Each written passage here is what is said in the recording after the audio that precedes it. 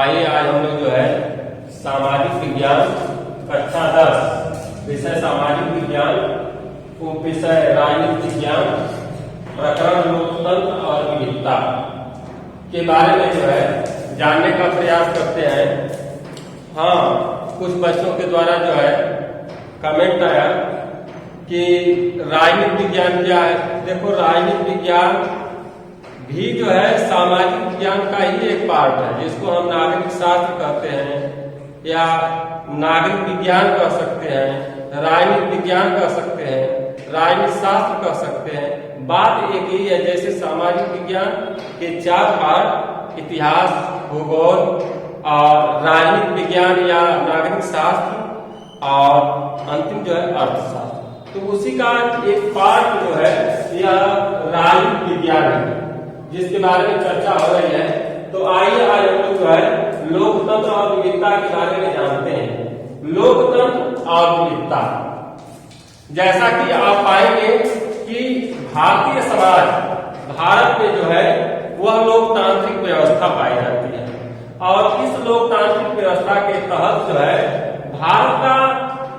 भारत में जो लोग हैं, जो उनका समाज है, उसमें अनेक विविधताएं पाई जाती हैं। उन्हीं के बारे में हमें जानकारी करना है। इसी प्रकार से आप पाएंगे कि न सिर्फ यह समस्या सिर्फ भारत की है, बल्कि सारे संसार के देशों में यदि कुछ देशों को छोड़ दिया जाए तो वहां पर इस प्रकार की गतिविधियां पाई जाती हैं कि वहां पर जो है अनेक प्रकार की विविधता पाई जाती है, जिसपे हम लोग आज चर्चा करेंगे।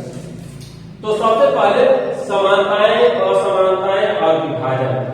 क्या क्या समानताएं हैं उनमें, क्या क्या असमानताएं हैं और किस प्रकार से विभाजित है, इसके बारे में चर्चा की जाए। तो सबसे पहले जो है हम लोग समानता के बारे में चर्चा करें तो सर्वप्रथम हम यह कह सकते हैं कि हम सभी मानव हैं, यह एक समानता है। हम सभी मानव हैं, यह एक समानता है और आप समस्त भारतीयों का रहन सहन, खान पान, वेशभूषा, संस्कृत, भाषा, ये सारी चीजें जो है आप देखेंगे तो समस्त भारतीयों का भी एक नहीं है। क्यों? क्योंकि यहाँ पर कुछ असमानताएं हैं। जैसे यहाँ पर अनेक धर्मों के लोग निवास करने वाले हैं, जैसे हिंदू, मुस्लिम, सिख, ईसाई, उनके अपने अपने धार्मिक उत्सव होते हैं, उनके अपने धार्मिक त्योहार होते हैं, उनके अपने जो धर्म है उनके अनुसार वो अपने कार्य करते हैं। तो हम बहुत सारी चीजों में यह देखते हैं कि असमानताएं पाई जाती है, समानताएं नहीं पाई जाती हैं। समानता भी पाई जाती है, हिंदू का, मुसलमान का, सिख का, ईसाई का समानता क्या है? जैसे हमारे राजनीतिक अधिकार है, जैसे लोकतंत्र में सबको मत देने का अधिकार होता है, जैसे सामाजिक अधिकार है, जैसे हम एक दूसरे के यहाँ आने जाने में कहीं कोई परहेज नहीं करते, हम एक दूसरे के यहाँ आते जाते हैं और सौहार्दपूर्वक वातावरण बना करके रहने का प्रयास करते हैं। तो ये सारी चीजों को देखा जाए तो समानताएं हैं। जब असमानताएं आती हैं तो समाज का विभाजन होता है। समाज का विभाजन कैसे होता है? अब समाज तभी बढ़ जाता है जब असमानताएं आती हैं। असमानताएं कैसे आती हैं? अब वहां पर ऊंच नीच का भेदभाव, छोटे बड़े का भेदभाव, स्वामी और श्रमिक का भेदभाव, दास को जिसको कह सकते हैं। तो जब इस प्रकार की चीजें आती हैं तो समाज का विभाजन होता है, समाज में भेद होता है। बड़ा आदमी, छोटा आदमी, जैसे आप पाएंगे कि संसार के बहुत सारे देशों में इस प्रकार की चीजें मिली कि कोई अपने आप को, कोई किसी जाति के लोग अधिक संख्या में है, अपने आप को बड़ा मानने का प्रयास शुरू कर दिए, बड़ा मानने लगे। कोई कम संख्या में है, उन्हें जो है छोटा मानना शुरू कर दिए। तो अब इससे जो है कहीं न कहीं उनके विभाजन का, उनके सामाजिक स्तर में जो सामाजिक विभाजन हो रहा है वह जो है शुरू हो गया। तो इसी चीज को जो है यहाँ पर देखने को मिला। अब जो है सामाजिक भेदभाव की उत्पत्ति, निश्चित तौर पर जब इस प्रकार की बातें आएंगी, आपसी भेदभाव की बातें आएंगी, तो निश्चित तौर पर सामाजिक भेदभाव की उत्पत्ति होगी। और यह उत्पत्ति तब होती है जब समाज में कोई अपने आप को बड़ा साबित करने लगे और किसी को छोटा साबित करने लगे। जैसे अब बड़ा आदमी मान लीजिए किसी कारणवश किसी व्यक्ति के पास बहुत अधिक रुपया पैसा धन संपत्ति है और वह जो है अन्य छोटे व्यक्ति पर जो है अपना किन्हीं कारणवश वर्चस्व बनाए हुए है, तो यही वर्चस्व आप देखते हैं कि सामाजिक भेदभाव की जो है उत्पत्ति करने लगता है, सामाजिक भेदभाव को जो है जन्म देने लगता है। जैसे आप पाएंगे कि हमारे यहाँ भारतीय समाज में आप देखें तो कुछ भारतीय समाज जो है, खास करके हिंदू समाज कई जातियों में विभाजित है और उनमें जो है शोषित कुचलित वर्ग जो है, यानी जो सबसे निचले स्तर के लोग हैं, वह अपने आप को जो है दबा मानने लगे, कुचला मानने लगे और जो ऊपर के अपर कास्ट के लोग हैं वे अपने आप को बड़ा मानने लगे। यही सामाजिक भेदभाव को जन्म देता है। तो इस प्रकार की स्थितियां जब पैदा होती हैं तो निश्चित तौर पर सामाजिक भेदभाव उत्पन्न होता है। विभिन्नताओं में सामंजस्य और टकराव, इन सारी विभिन्नताओं के बावजूद हम आपस में भारतीय समाज जहां सिर्फ विभिन्नताएं ही देखने को मिलती हैं, सिर्फ आप एक हिंदू धर्म की बात करें तो आप पाएंगे कि हिंदुओं में अनेक जातियां, उन जातियों में अनेक उप जातियां बटे हुए हैं और इन सारी विभिन्नताओं के बावजूद जब कभी किसी एक धर्म यानी अर्थात हिंदू धर्म की बात आती है तो सबको मान लिया जाए कि सभी हिंदू हैं।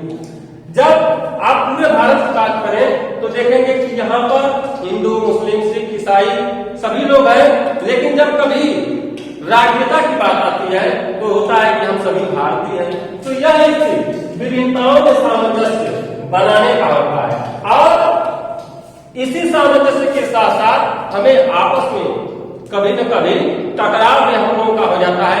जैसे आप सुनते होंगे कि हिंदू और मुसलमानों में कहीं झगड़ा हो गई, अर्थात सामंजस्य जो है बिगड़ गया।